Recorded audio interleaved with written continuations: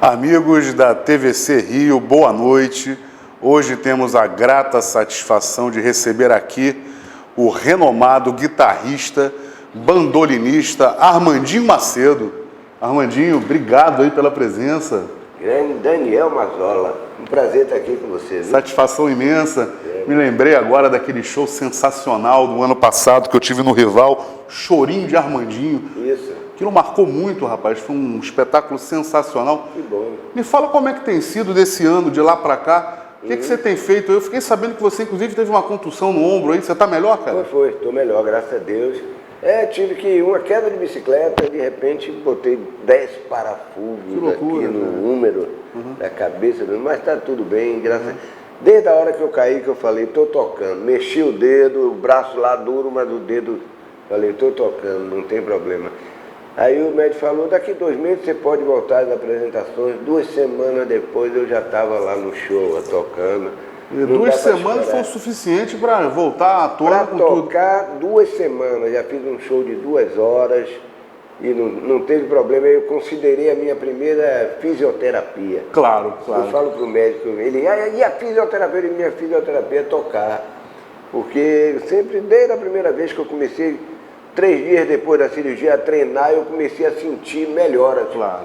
Né? Você vai buscando, porque quando você toca, você tem que emitir, você tem que buscar energia lá em cima, lá dentro, né? Ela tem que passar por tudo isso aqui, e por isso que eu considerei que a melhor fisioterapia realmente é tocar. Armandinho, me fala uma coisa, a gente sabe que a guitarra baiana ela é uma referência para a cultura nacional, você é um ícone da cultura brasileira como músico. Me fala dessa história, como é que foi essa influência de Osmar, seu pai, que levou você a ser esse músico estupendo que é hoje?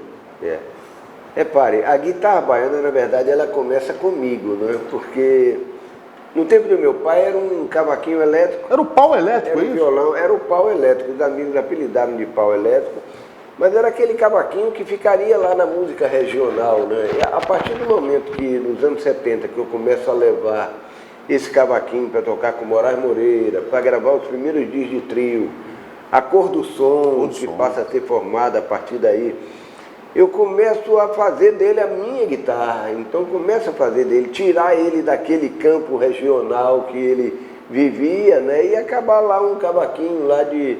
Né? Que nem todo cavaquinho, ninguém chama o cavaquinho do samba, o cavaquinho de guitarra. Claro. Mas aquele meu, realmente eu transformei numa guitarra, botei uma 5ª corda. Uma 5ª corda. Essa 5ª corda que está aqui no bandolim, hoje são um bandolim de 10 cordas. Isso são umas coisas que eu comecei a fazer em Salvador e botei o nome, né, do instrumento e eu falei, isso aqui não pode ser um pau elétrico nem um cavaquinho elétrico. Isso é um misto de cavaquinho e bandolim que tem personalidade própria, né? Tem uma sonoridade que é própria, característica, que a gente chamou da música trieletrizada.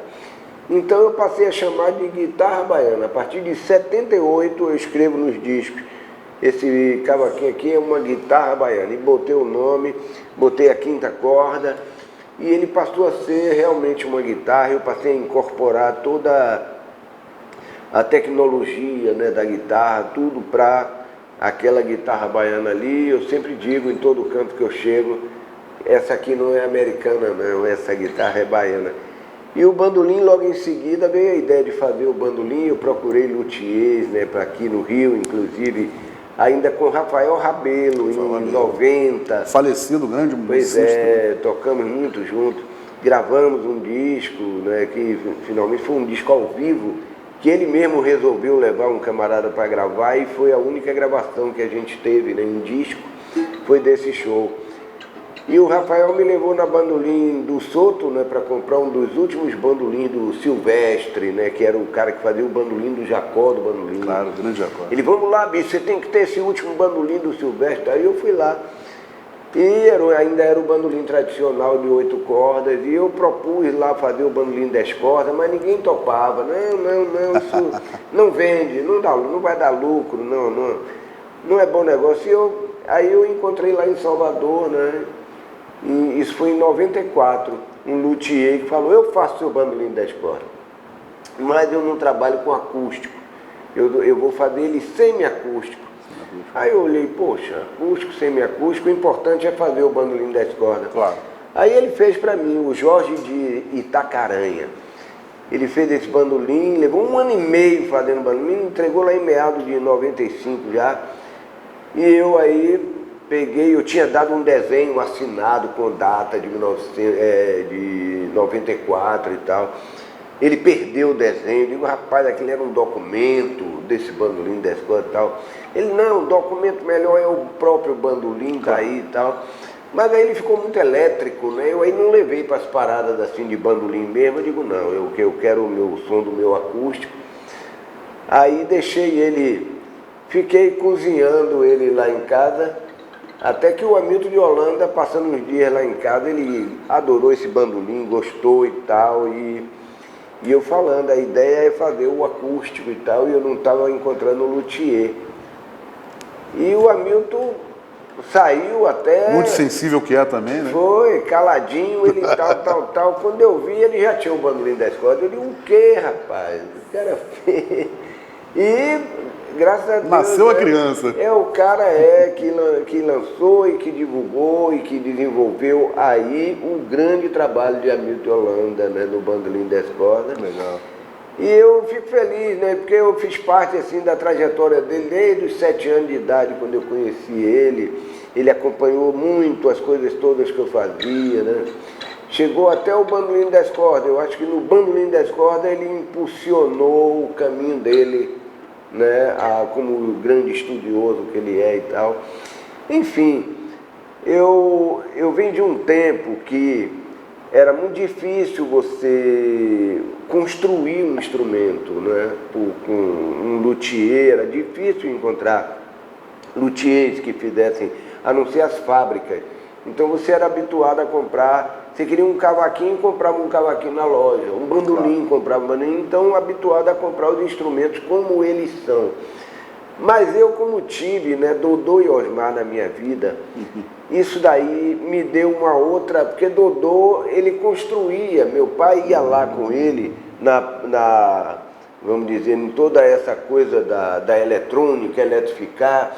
Meu pai, por exemplo, descobriu, tocando com o captador no acústico, isso a partir de 1942.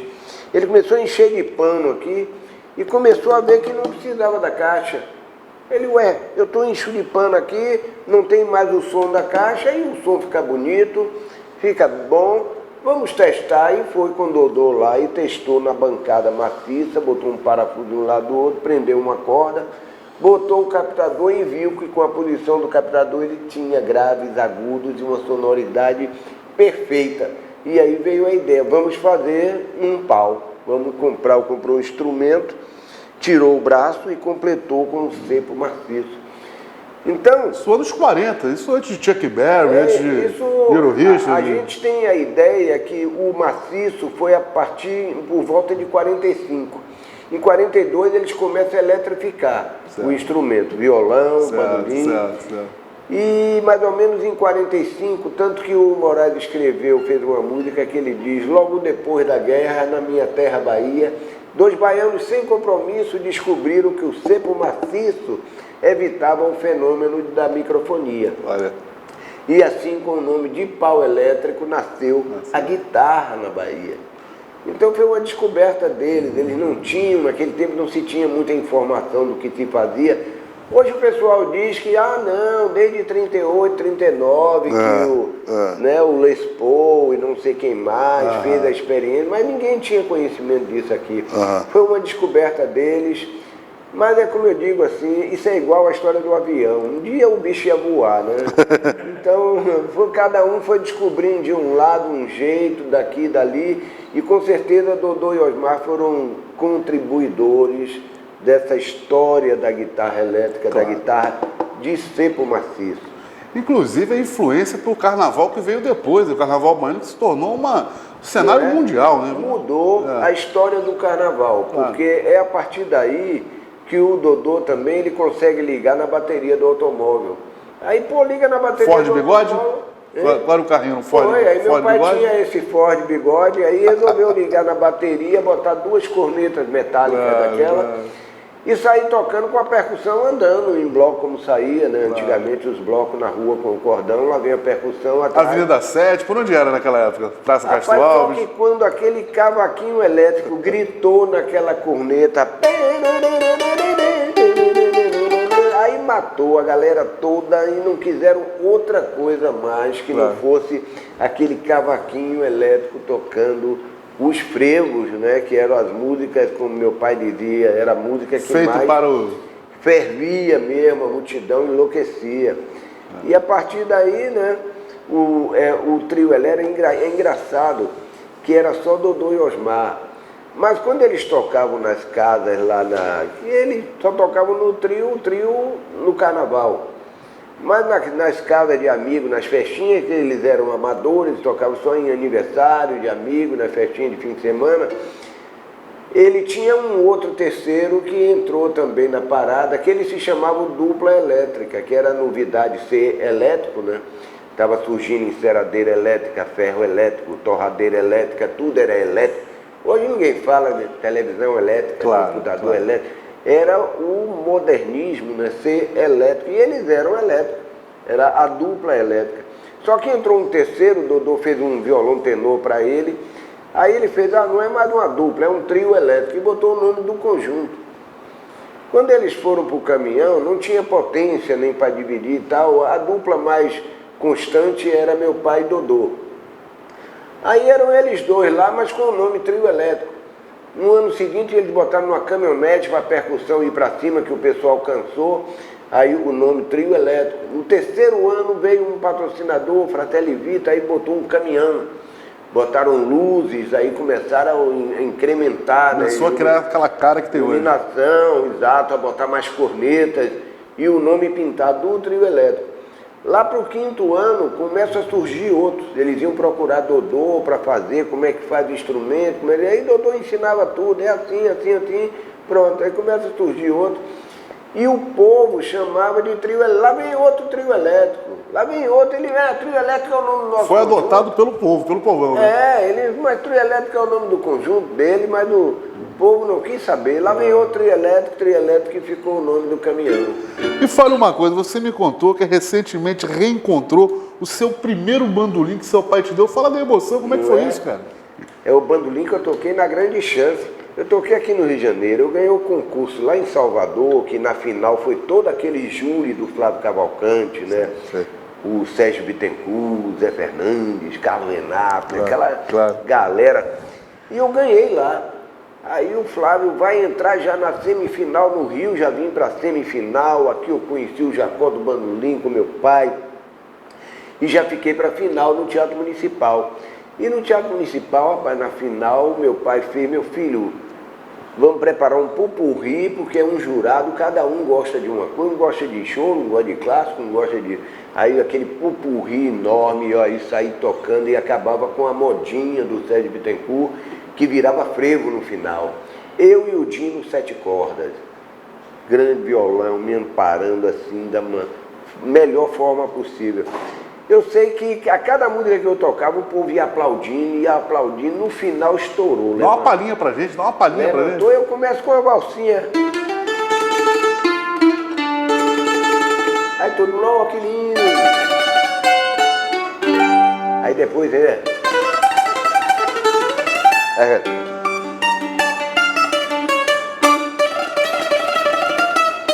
Aí quando entrou o Kizar, aí começa, né? Aí língua de preto. Língua de preto, que é um chorinho difícil. Pronto, aí botei uma música da novela Antônio Maria da época. Aí bombou, aí. Guitarrada portuguesa. E no final.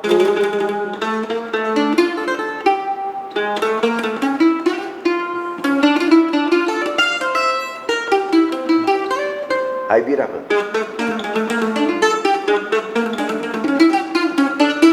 E no final vai dentro. E vai embora. Quando acaba, até.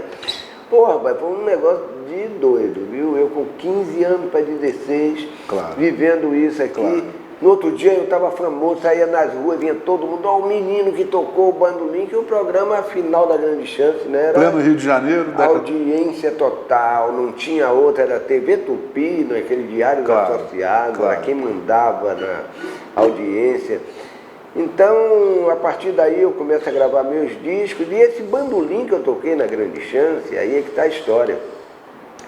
2 anos depois, meu pai me deu um novo, o bandolim do Souto, esse é igual ao do Jacó do bandolim e tal, e eu adorei o bandolim e esqueci o velho da Grande Chance, eu já tinha feito 3 discos com ele, e deixei ele lá abandonado, rapaz. Aí se passa aqui 30, 35, lá se vão anos, em 2005...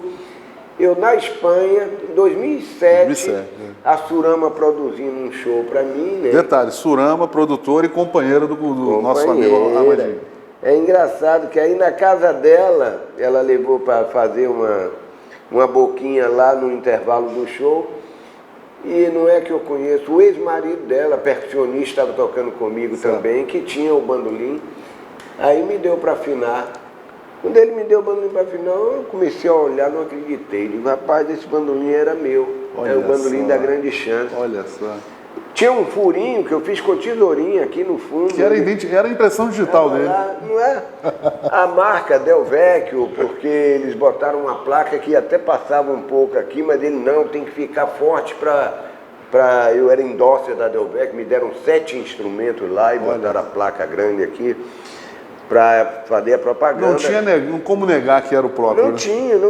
E ele tinha uma marca, um arranhão, que nem esse aqui, que era profunda. Entendi. Tinha aqui assim, que foi o meu irmão que fez, deixou a tampa da caixa cair.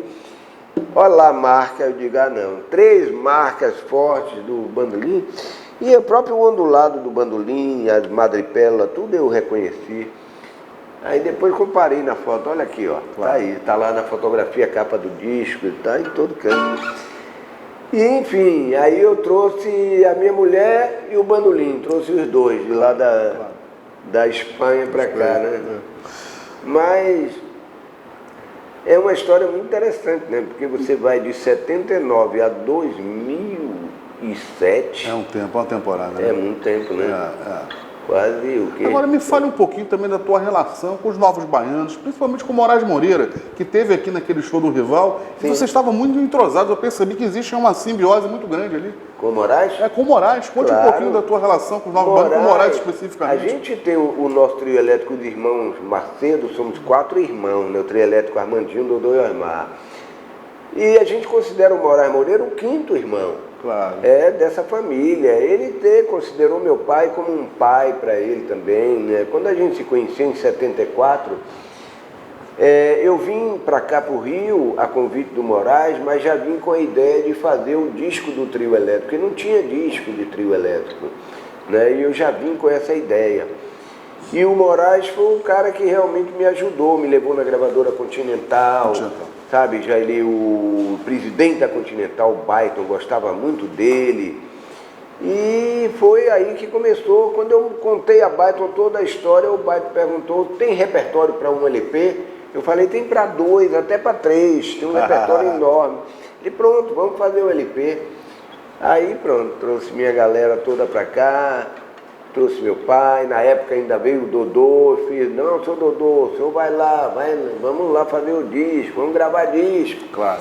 Ele não tocou, né, ele já não tocava e tal, mas participou, né, teve presente, e a gente dedica, eu e meus irmãos, né, fizemos o disco, dedicamos à dupla criadora do trio elétrico, que até então não eram conhecidos, não tinham um nome ainda, Dodô e Osmar. Já a repercussão que tem hoje, né?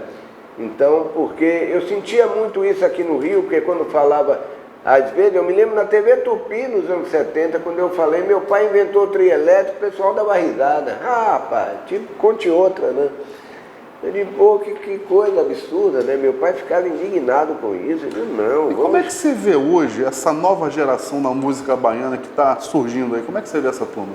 Olha, rapaz, a Bahia é tão criativa, né? É uma ebulição de gente, coisa nova surgindo, que você não tem como parar isso, né? Claro. Eu acho que... Veio a Axé Music, depois vieram outras turmas, agora tem gente nova, né? Uma coisa... Isso não para, né? A única coisa que eu critico é assim, a postura, né, da rádio, principalmente, em só querer tocar o que está surgindo, né? Tá, e parece que esquece, não tem uma história musical, sabe? Fica uma coisa meio...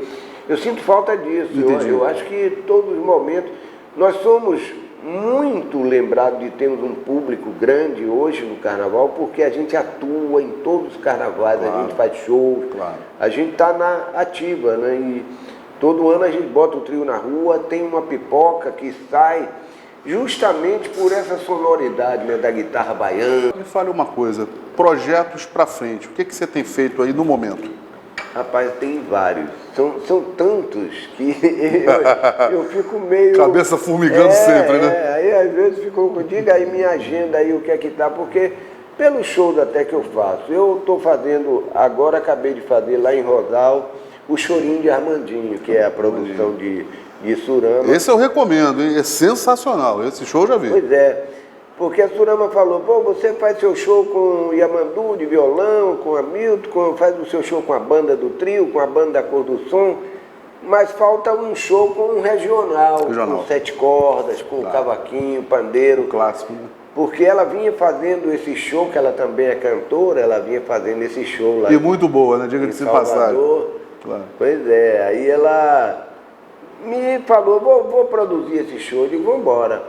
E é um show muito interessante, né? Porque chorinho, e agora é como ela mesma chamou, o choro mais alegre do Brasil, claro, né? Porque eu levo esse lado da guitarra baiana, esse lado do carnaval, esse lado até do chorinho alegre, inclusive. Eu digo, porque eu tenho uma pegada roqueira, né? Que o meu bandolim vai do Jacó do Bandolim ao Jimi Hendrix. É verdade. Então eu passo por tudo isso, passando por a Cor do Som, trio elétrico, Eric Clapton, Led Zeppelin, pô, essas coisas todas fizeram todos os grandes clássicos formação do mundo, musical, do Brasil, do mundo.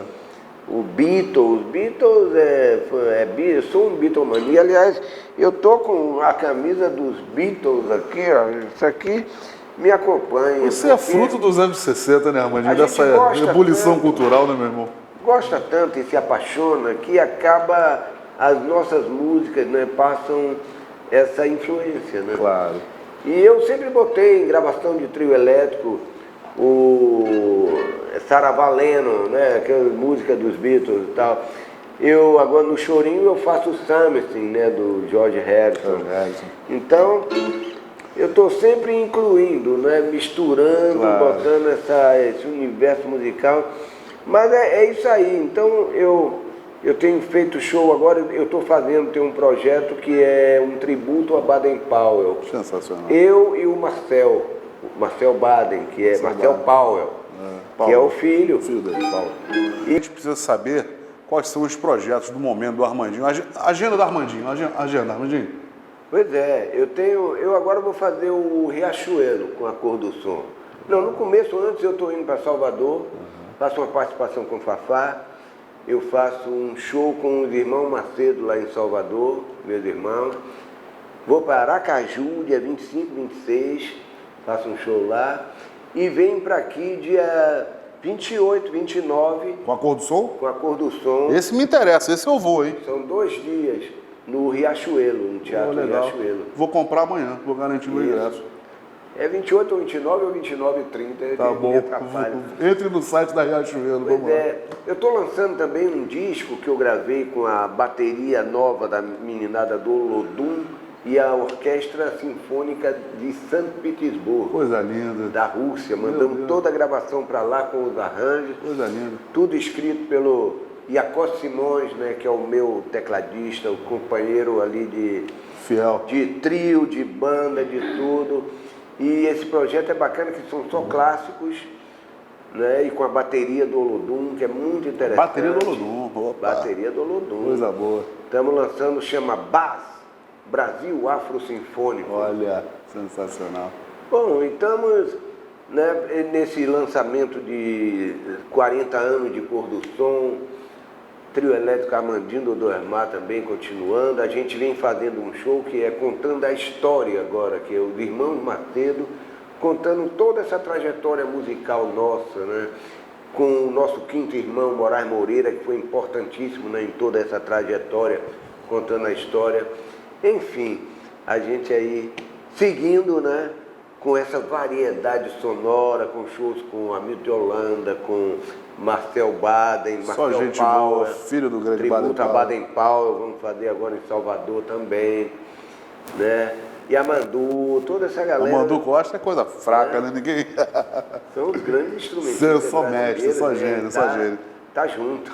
Armandinho, eu vou te pedir uma coisa. Como o nosso programa só tem meia hora, eu queria encerrar o programa, a gente só tem mais 2 minutinhos, com você dando essa performance genial, que você é o rei do bandolim, é o rei da guitarra elétrica do Brasil. E eu queria agradecer a todos que participaram conosco hoje e participaram com o Armandinho desse programa, que é um dos melhores programas que nós já fizemos aqui na TVC Rio. Armandinho, manda bala, cara. Vamos terminar com Vamos você lá? aí. Por favor. Obrigado, hein?